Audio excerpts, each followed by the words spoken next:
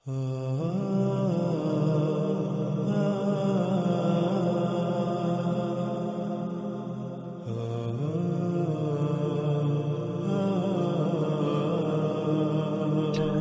جیسے ہم پروگرام میں آگے بڑھیں گے ناظرین، ہر بات جو ہے وہ کھل کر واضح ہوتی چلی جائے گی۔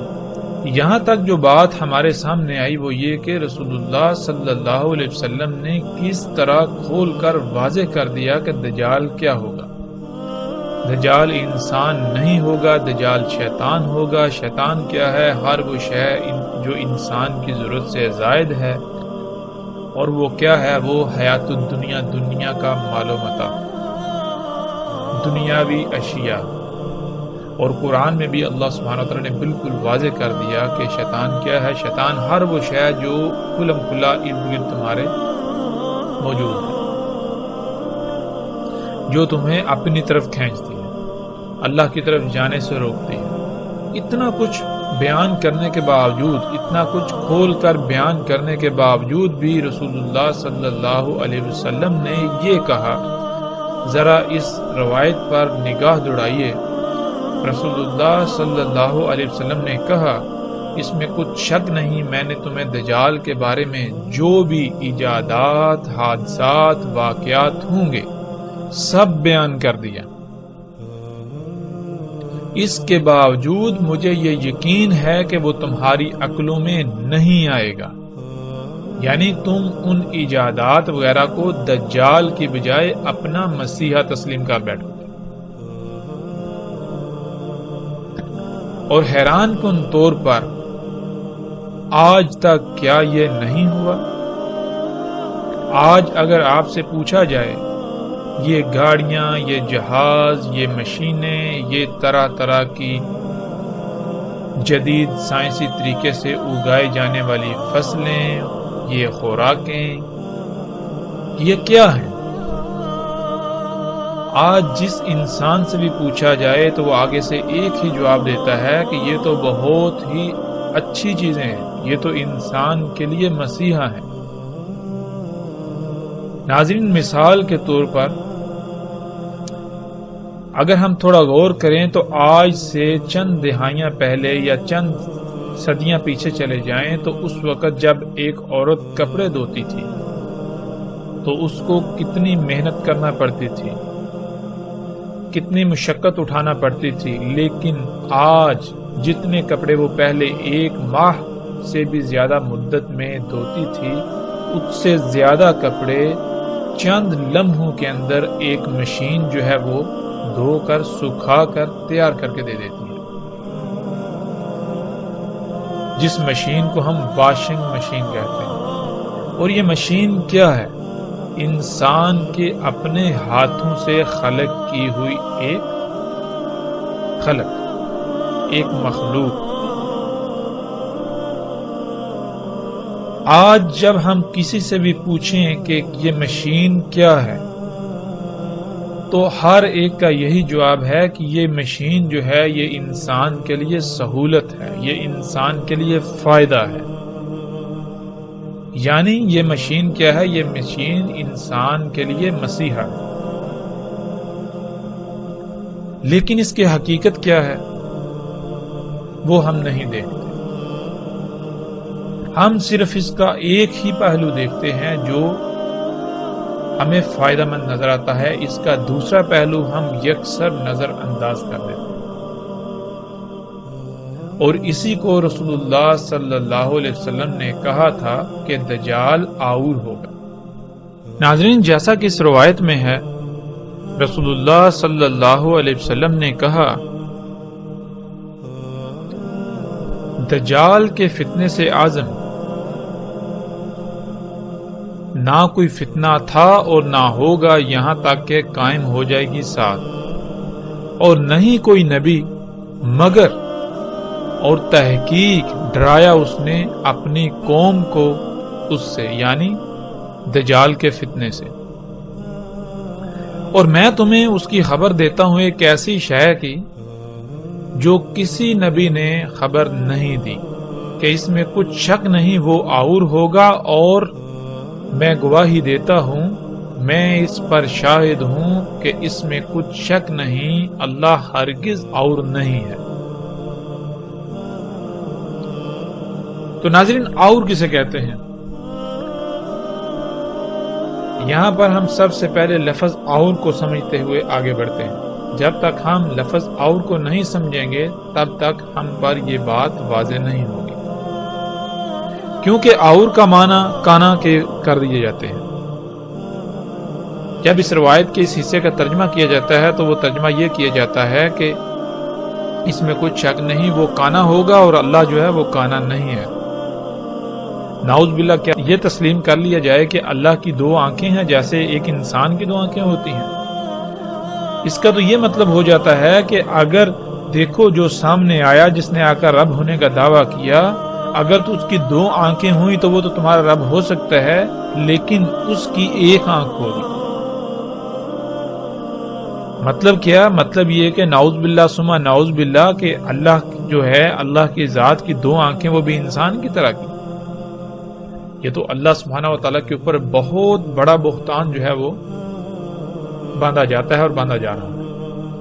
اور کسے کہتے ہیں؟ اور کہتے ہیں کسی بھی شے کے ایک ہی پہلو کو دیکھنا۔ مثال کے طور پر آپ کوئی کام کرتے ہیں تو اس کام کو جب آپ کریں تو اس کا صرف ایک ہی رخ دیکھ پائیں، ایک ہی رخ سے دیکھ کر اس کو کریں، دوسرا رخ جو ہے وہ نامکمل رہے۔ کوئی بھی کام کرنا، کوئی بھی شے بنانا تو وہ عیب دار، عیب زدہ، نقائص والی بنانا، جس میں خامیاں ہوں، خرابی ہوں، جس کا آپ ایک رخ تو دیکھ پائیں لیکن دوسرا رخ جو ہے وہ آپ نامکمل چھوڑ دیں، اسے نہ دیکھ پائیں۔ یہ کہتے ہیں اور ہونا۔ اور کہتے ہیں کوئی بھی ایسی شے جو خامیوں والی ہے، جو نامکمل ہے، جو ایک طرف سے تو مکمل نظر آ رہی ہے، اس کا ایک پہلو تو مکمل نظر آ رہا ہے لیکن دوسرا پہلو جو ہے وہ اس کا نامکمل ہے، خامیوں والا، خرابیوں والا، نقائص سے بھرپور۔ ناظرین، اللہ سبحانہ و تعالیٰ قرآن میں کہتے ہیں کہ اللہ نے ہر شے کا اس سے جوڑا بنایا۔ تو اسی طرح کوئی بھی شے ہے، کوئی بھی خلق ہے تو اس کا صرف فائدہ ہی نہیں، اس کا نقصان بھی ہوتا ہے۔ جب آپ کوئی بھی شے خلق کرتے ہیں یا کوئی کام کرتے ہیں تو اس کے دو پہلو ہوتے ہیں، ایک اس کا فائدے والا پہلو اور دوسرا اس کا نقصان والا پہلو۔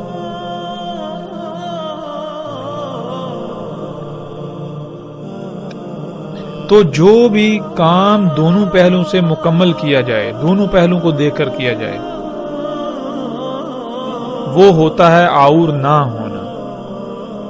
لیکن کوئی بھی کام صرف ایک ہی پہلو سے دیکھ کر کیا جائے، ایک ہی پہلو کو دیکھ کر پانا، دوسرے سے نامکمل چھوڑ دینا، دوسرے سے نہ کر پانا، یہ اور کہلاتا ہے۔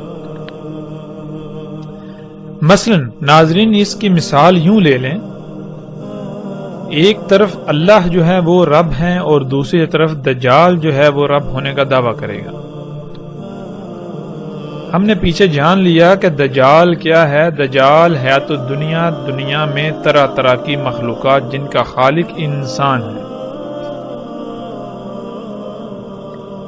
تو ناظرین، اللہ تعالیٰ نے رب ہونے کے ناطے ایک طرف انسان کی ضرورت، اس کے سفر کا ذریعہ، اس کی سفر کی حاجت کو پورا کرنے کے لیے اس کے سفر کے ذرائع دیے، جن میں گدھے، گھوڑے، اونٹ، خچر وغیرہ ہیں۔ اللہ سبحانہ و تعالیٰ نے انسان کی سواری کے ذرائع خلق کیے، اس میں کچھ شک نہیں کہ ان کی رفتار انسان کے خلق کیے ہوئے سواری کے ذرائع سے کئی گنا کم ہے، لیکن اللہ نے جو سواری کے ذرائع خلق کیے، اگر وہ ارب ہا ارب، خرب ہا خرب سال بھی استعمال ہوتے رہیں گے تو دنیا میں کوئی خرابی نہیں ہوگی۔ اللہ سبحانہ و تعالیٰ نے ان کو خلق کیا تو جو وہ خارج کرتے ہیں، جو کچھ کھاتے ہیں اور پھر وہ خارج کرتے ہیں، جو فضلہ خارج کرتے ہیں وہ دوسری مخلوقات کی خوراک ہے۔ یوں فضلہ جو ہے وہ اس دنیا میں جمع نہیں ہوتا، بڑھتا نہیں، وہ دوسری مخلوقات کے استعمال میں آ جاتا ہے۔ یوں کائنات میں یہ جو نظام ہے یہ اسی طرح بیلنس رہتا ہے، یہ میزان جو ہے، توازن جو ہے یہ قائم رہتا ہے، برقرار رہتا ہے۔ لیکن اس کے برعکس انسان کے خلق کردہ سواری کے ذرائع، اللہ تعالیٰ نے جو انسان کی ضرورت پوری کرنے کے لیے، انسان کی سواری کی ضرورت پوری کرنے کے لیے جو ذرائع خلق کیے، وہ دونوں لحاظ سے مکمل خلق کیے، ان میں کوئی خامی نہیں، کوئی خرابی نہیں، کوئی نقصان نہیں، فائدہ ہی فائدہ ہے۔ نقصان والا پہلو جو ہے اس کے اندر خامیاں وغیرہ ختم کر دی، دور رکھی، خامیوں سے پاک خلق کیا۔ لیکن انسان کے خلق کردہ جو سفر کے ذرائع ہیں، یہ جو مشینیں ہیں جنہیں ہم گاڑیاں، جہاز، ٹرینیں وغیرہ کہتے ہیں، ناظرین یہ جب انسان ان سواری کے ذرائع کو استعمال کر رہا ہے تو یہ کاربن جو ہے وہ ریلیز کرتے ہیں، کاربن چھوڑتے ہیں، دھواں چھوڑتے ہیں۔ اب یہ دھواں کہاں جا رہا ہے؟ انسان نے جب خلق کیا ان ذرائع کو تو صرف ایک ہی پہلو دیکھا، وہ ایک ہی پہلو کون سا ہے؟ وہ فائدہ ہی فائدہ دیکھا کہ اتنی تیز رفتاری سے سفر ہوگا، یہ ہوگا، وہ ہوگا، اتنی آسائشیں، سہولتیں، آسانیاں، آرام ہوگا، سکون ہوگا، سفر سالوں کا دنوں میں، گھنٹوں میں طے ہو جائے گا۔ لیکن جو دوسرا پہلو ہے ناظرین، اس سے بالکل اندھا رہا، وہ اسے نظر ہی نہیں آیا۔ وہ کیا کہ یہ گاڑیاں، یہ جہاز، یہ مشینیں آج جو دھواں چھوڑ رہی ہیں، اور جن فیکٹریوں میں، جن کارخانوں میں یہ مشینیں، یہ گاڑیاں بنتی ہیں، وہاں سے جو دھواں خارج ہو رہا ہے، آج پوری دنیا اس دھویں سے بھر گئی۔ اس دھویں کی وجہ سے آج ہر سال کم از کم 33 لاکھ انسان جو ہیں وہ موت کا شکار ہو رہے ہیں۔ دنیا کی 99% آبادی کسی نہ کسی بیماری کا شکار ہے اس دھویں کی وجہ سے۔ آج دنیا میں لا تعداد بیماریاں ایسی ہیں جو اسی دھویں کی وجہ سے پیدا ہوئی۔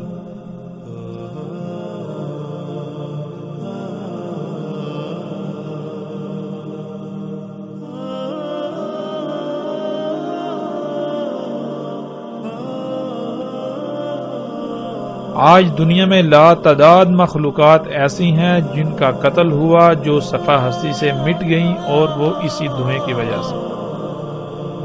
ناظرین آج آسمان پھٹ چکا، اور آسمان کس وجہ سے پھٹا؟ اسی دھویں کی وجہ سے۔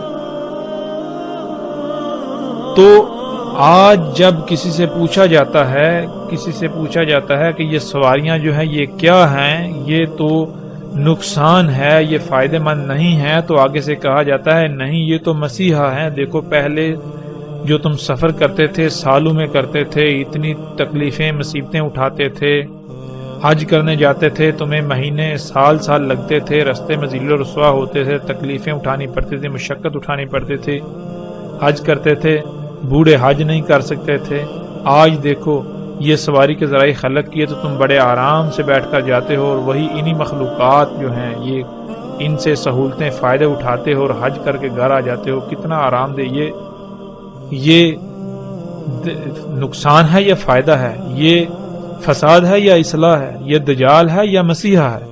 تو اس کو اصلاح پیش کرتے ہیں، اس کو مسیحا بنا کر پیش کرتے ہیں، اور اس کو پھر دنیا کی اکثریت جو ہے اسی کو مسیحا تسلیم کر رہی ہے۔ آج اس سب کو رب بنا کر بیٹھیں گے۔ یہ ہے آور ہونا۔ تو دجال جو ہے وہ آور ہوگا، یعنی ہر وہ شے دجال ہوگی جس میں خامیاں ہوں گی، نقائص ہوں گے، خرابیاں ہوں گی۔ جو ایسی شے کو خلق کرے گی، خامیوں والی شے کو خلق کرے گی، خرابیوں والی اشیاء کو خلق کرے گی، وہ جو خالق ہوگا وہ دجال ہوگا۔ اللہ جو ہے وہ آور نہیں ہے۔ مطلب کیا؟ اللہ جو ہے وہ سبحان ہے، اللہ پاک ہے اس سے کہ وہ عیب دار خلق کرے۔ اللہ کوئی بھی کام جو کرتا ہے وہ اس کام کے دونوں پہلوؤں سے اس شے کو مکمل کرتا ہے۔ اللہ کی ذات جو بھی کام کرتی ہے، اللہ جو بھی کام کرتا ہے وہ دونوں پہلوؤں سے مکمل، ہر قسم کی خامیوں، خرابیوں سے پاک خلق کرتا ہے اللہ۔ تو ناظرین یہی وہ واحد ایک علامت تھی، یہی وہ واحد ایک خبر تھی جو دجال کی پہچان کے لیے رسول اللہ صلی اللہ علیہ وسلم نے منفرد بیان کی کہ جان لو دجال جو ہے وہ آور ہوگا، اللہ جو ہے وہ ہرگز آور نہیں ہے۔ مطلب کیا؟ ہر وہ شے جس میں خامیاں ہوں، جس میں خرابیاں ہوں اور انسان اس کے باوجود اس کو اپنے لیے مسیحا سمجھتا ہے، اپنے لیے فائدہ مند سمجھتا ہے، وہ کیا ہے؟ وہ دجال، انسان اس کے دھوکے کا، دجل کا شکار ہو گیا۔ اور جو بھی ایسا خلق کرتا ہے، جس سے بھی ایسا کام ہوتا ہے، جو بھی ایسا کر رہا ہے، وہ دجال ہے۔ اللہ جو بھی کام کرتا ہے وہ ہر لحاظ سے پاک مکمل کرتا ہے، وہ کسی قسم کی خامی رائی برابر بھی کوئی عیب، کوئی فطور کسی شے میں نہیں چھوڑتا۔ تو جس شے میں بھی ہمیں یہ بات نظر آئے، خامی نظر آئے، خرابی نظر آئے، تو وہ کیا ہے؟ وہ دجال ہے، لہذا اس سے بچنا۔ پھر اس کے علاوہ اس روایت میں رسول اللہ صلی اللہ علیہ وسلم نے جو کہا وہ یہ، رسول اللہ صلی اللہ علیہ وسلم نے کہا کہ نہیں تھا، یعنی کہ ماضی میں بھی ایسے، یہ جو دجال کا فتنہ ہے یہ ماضی میں بھی گزر چکا۔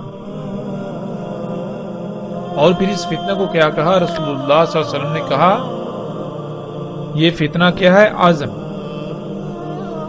اس سے عزم کوئی فتنہ نہیں ہوگا۔ عزم کسے کہتے ہیں؟ عزم اس کا مادہ ہے عزامہ، عین زوئن میم۔ عربی میں عزامہ ہڈی کو کہتے ہیں، ہڈی میں مضبوطی پائی جاتی ہے، سختی پائی جاتی ہے، قوت پائی جاتی ہے، اور ہڈی جو ہے وہ جسم کے اندر پائی جاتی ہے، گوشت کے اندر۔ ہڈی جو ہے اگر اس کو ٹیڑھا کریں تو وہ ٹیڑھی نہیں ہوتی، وہ مڑتی نہیں۔ اگر آپ ٹیڑھا کرنے کی کوشش کریں گے تو وہ ٹوٹ جائے گی۔ پھر اسی طرح ہڈی جو ہے وہ گوشت کے اندر پائی جاتی ہے، جسم کے اندر پائی جاتی ہے۔ اگر جسم کے اندر سے تمام کی تمام ہڈی نکال لی جائے تو پیچھے جسم کی کیا اہمیت رہے گی، کیا حیثیت رہے گی؟ اس شے کو عزم کہتے ہیں۔ رسول اللہ صلی اللہ علیہ وسلم نے کہا کہ جتنے بھی فتنے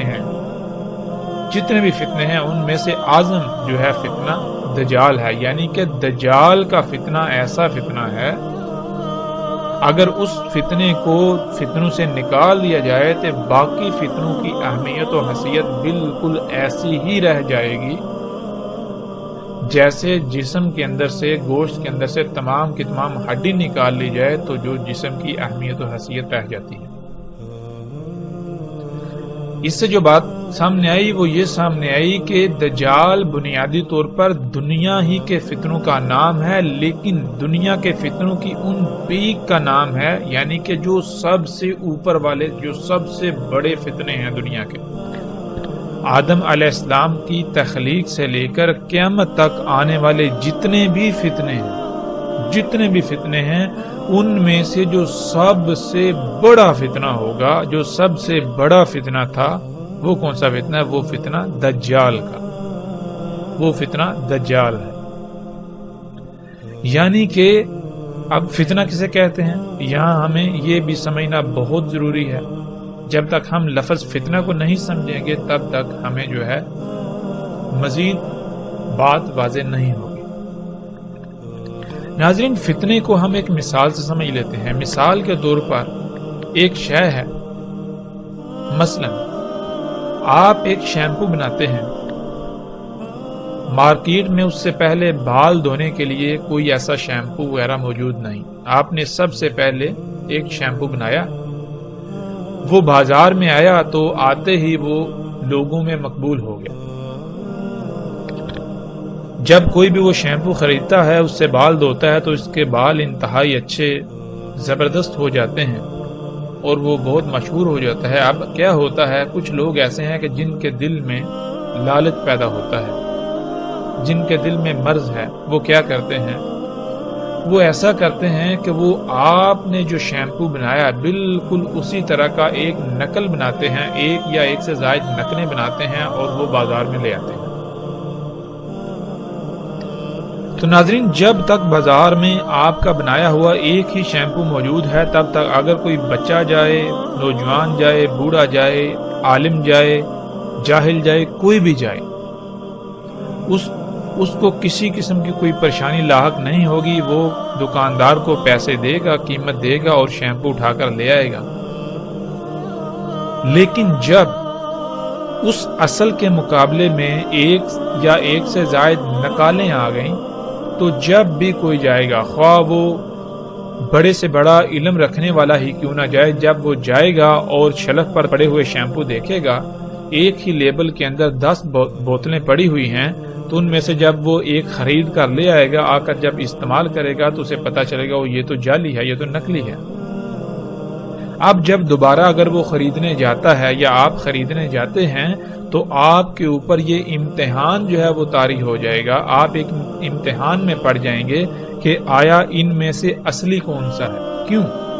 اس لیے کہ 10 بوتلیں پڑی ہوئی ہیں، ان میں سے ایک اصلی ہے، باقی 9 جو ہیں وہ جعلی ہیں.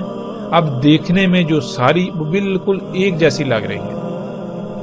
ایک جیسی تو دور کی بات ہے، جو نقل ہے وہ ایسی بنائی گئی کہ جو اصل ہے وہ نقل کے مقابلے پر نقل نظر آ رہی ہے.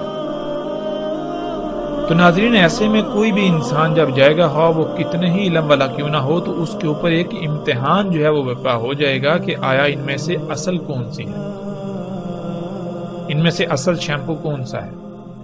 اس شے کو، اس امتحان کو، ایسے امتحان میں پڑ جانے کو فتنہ کہا جاتا ہے. اللہ سبحانہ و تعالیٰ نے انسان کو خلق کر کے دنیا میں ایک مقصد کے لیے بھیجا. اس مقصد کو پورا کرنے کے لیے اللہ سبحانہ و تعالیٰ نے انسان کو ایک طریقہ بتایا، جس طریقے کو، جس فارمولے کو دین کہا جاتا ہے، اور اس دین کا نام یعنی اس فارمولے کا نام اسلام رکھا. سلامتی پانے کا طریقہ، یعنی کہ دنیا میں تمہیں ایک محدود مدت تک موقع دیا جا رہا ہے، ایک مقصد ہے، اس کو تم نے پانا ہے، حاصل کرنا ہے، اس کو پورا کرنا ہے. اس مقصد کو پورا کرنے کے لیے تمہیں یہ طریقہ کام آئے گا. اس طریقے پر عمل کرتے ہوئے تم اس مقصد کو پورا کر لو گے. تو جب تک دنیا میں صرف وہی ایک فارمولا، وہی ایک دین رہے گا تو کوئی فتنہ نہیں، یعنی کوئی امتحان نہیں. ہر خاص و عام کو، بچہ ہے، بوڑھا ہے، نوجوان ہے، عالم ہے، علم نہیں ہے، سب کے اوپر واضح ہوگا کہ دنیا میں آنے کا مقصد کیا ہے اور اس مقصد کو پورا کرنے کا طریقہ کیا ہے، کیسے پورا کرنا. لیکن جب اللہ سبحانہ و تعالیٰ کے دیے ہوئے ایک دین، ایک طریقے کے برعکس اور طریقے بھی کھڑے کر دیے جائیں کہ انسان کو یہ پتہ ہی نہ چلے کہ دنیا میں آنے کا مقصد کیا ہے، جب ایک کے مقابلے پر 2 یا 2 سے زائد اور طریقے ہیں، تو پھر انسان جو ہے وہ امتحان میں پڑ جائیں گے کہ آیا ان میں سے اصل کون سا ہے، کہ دنیا میں آنے کا مقصد کیا ہے، وہ مقصد پورا کیسے کیا جائے گا. تو یہ جو بات ہے، یہ جو امتحان ہے، یہ فتنہ کہلاتا ہے. تو اللہ سبحانہ و تعالیٰ نے جب انسان کو دنیا میں ایک محدود مدت کے لیے موقع دیا، ایک مقصد کو پورا کرنے کے لیے، اس مقصد کو پورا کرنے کے لیے ایک دین دے دیا، ایک طریقہ دے دیا کہ دنیا میں تمہارا آنے کا مقصد یہ ہے، یہ ایسے پورا ہوگا. تو پھر ناظرین، شیاطین نے اس کے مقابلے پر اور طریقے کھڑا کرنے شروع کر دیے، فتنے کھڑے کرنا شروع کر دیے. تو ایسے چلتا گیا، چلتا ایک وقت ایسا آیا، پیچھے جتنے بھی فتنے ہیں ان میں انسان سمجھ سکتے ہیں کہ یہ جو ہے یہ اصل ہے، یہ نقل ہے، پھر بھی بہت حد تک آسانی ہوتی ہے. لیکن جو ان میں سب سے بڑا فتنہ ہے، جو دجال کا فتنہ ہے، جب وہ آ جائے تو پھر انسانوں کی اکثریت جو ہے وہ اس کو پہچان نہیں پاتی. اس وجہ سے اسے اعظم کہا گیا کہ اگر فتنوں میں سے اس فتنے کو نکال دیا جائے تو پیچھے فتنوں کی باقی جتنے بھی فتنے ہیں ان کی اہمیت و حیثیت بالکل ایسی رہ جائے گی جیسے کہ جسم سے ہڈی نکال دی جائے تو پیچھے جو جسم کی اہمیت و حیثیت رہ جائے. تو آج ناظرین ہم دیکھیں کہ اگر آپ کسی سے پوچھیں یا اپنے آپ سے سوال کریں کہ دنیا میں آنے کا مقصد کیا ہے، تو آپ کے نزدیک اس کا جواب کیا ہوگا؟ اس مقصد کو پورا کرنے کا طریقہ کیا ہے؟ کسی سے بھی سوال کریں، سوال کرنے کی ضرورت ہی نہیں ہے۔ اگر آج ہم انسانوں کو دیکھیں تو ہر انسان آج حیات الدنیا کے پیچھے بھاگ رہا ہے۔ یہاں تک کہ جب کسی کے ہاں کوئی بچہ پیدا ہوتا ہے تو جیسے ہی بچہ پیدا ہوتا ہے اسی وقت والدین کے دل میں یہ خواہش پیدا ہوتی ہے کہ ہم اس کو بڑا جب یہ ہوگا تو اس کو ڈاکٹر بنائیں گے، اس کو انجینئر بنائیں گے، اس کو سائنٹسٹ بنائیں گے، فزسٹ بنائیں گے، کیمسٹ بنائیں گے، یہ فلاں بزنس کرے گا، یہ ایجادات کرے گا، یہ کوئی شہد دریافت کرے گا۔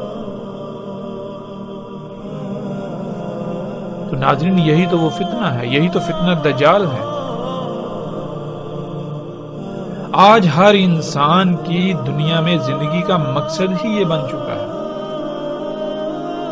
یہ ایجادات کرنا، ان ایجادات کا حصول اور دنیا میں آنے کا مقصد کیا ہے وہ کسی کو علم نہیں، سب بھول چکے ہوئے ہیں۔ آج کا انسان کہتے ہیں جس کو اس کی حقیقت، اس کا ماضی بلا دیا گیا۔ تو آج کا انسان بھی اعظم انسان ہے، یعنی کہ ایسا بھولا ہوا ہے، ایسا بھولا ہوا کہ اگر اس بھولے ہوئے کو نکال دیا جائے تو پیچھے بھولے ہوئے کی کوئی اہمیت و حیثیت رہے گی نہیں، اتنا بڑا بھولا ہوا۔ تو انشاءاللہ اللہ کے فضل سے ناظرین جیسے جیسے ہم آگے بڑھیں گے رسول اللہ صلی اللہ علیہ وسلم کے الفاظ کی روشنی میں اور قرآن کی روشنی میں دجال کیا ہے ہم ہر پہلو سے، ہر لحاظ سے ہر بات کو کھولتے چلے جائیں گے، واضح کرتے چلے جائیں گے۔